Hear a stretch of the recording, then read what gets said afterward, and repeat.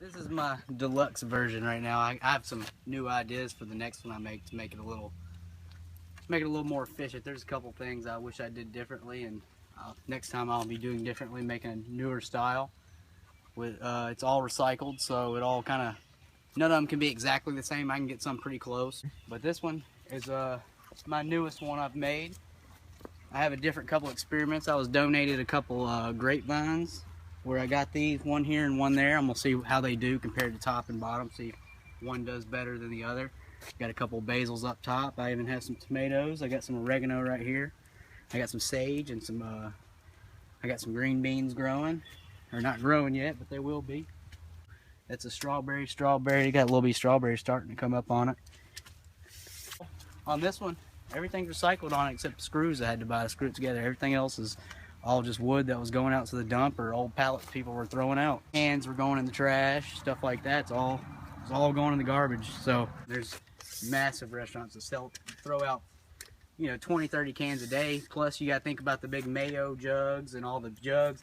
This is a fryer oil jug, and now it's going to be, that's a fruit tree I got growing in there. If somebody wanted the labels, they like the way the labels look, there is a spray we can get, and we can spray them down. That'll put a nice coating on the outside to make the labels last a year or two longer than they would, because they'll last a little while like that, but eventually the rain's going to get them off. A lot of times I had a bunch of burlap that I was given, and that's why I was using burlap. On this one I used, I had a bunch of plastic liner somebody gave me that I laid down in there and nailed it in real good, and then poked holes in the bottom to drain the excess water. You could either have just the basic model and grow out of these crevices and wrap some burlap through them. And here's what I'm trying to say by a stand-up one. I would space the rungs out like this, and I would put some kind of liner, or I'd put some type of cans or something in there you could grow out of, and you could grow straight out of. I'll like make the liner hook to this and hook to this. So this will be like a big pocket. You fill this up with dirt. I don't nail it because nailing and stapling, it tends to rip through the plastic, or the weed guard, whatever you're using to hold your dirt in for the pallet you're doing.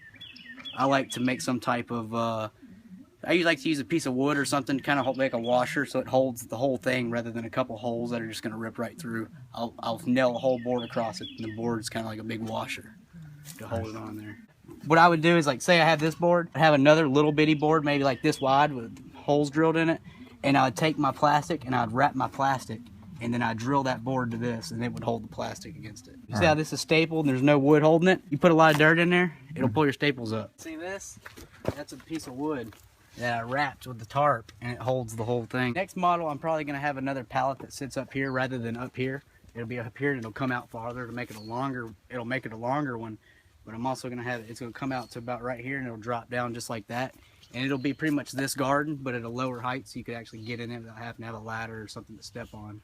There's a lot more space to add, many planting spaces as you want. If I did cans, I could probably put at least another 10 plants right there. I have 26 in this one right now. And I have places I could add more if I had more plants. This is just all I feel like keeping up with. These make great trellises, so whenever this guy decides to start growing real nice, he'll grab this up, and he should take this whole side over by the end of the summer.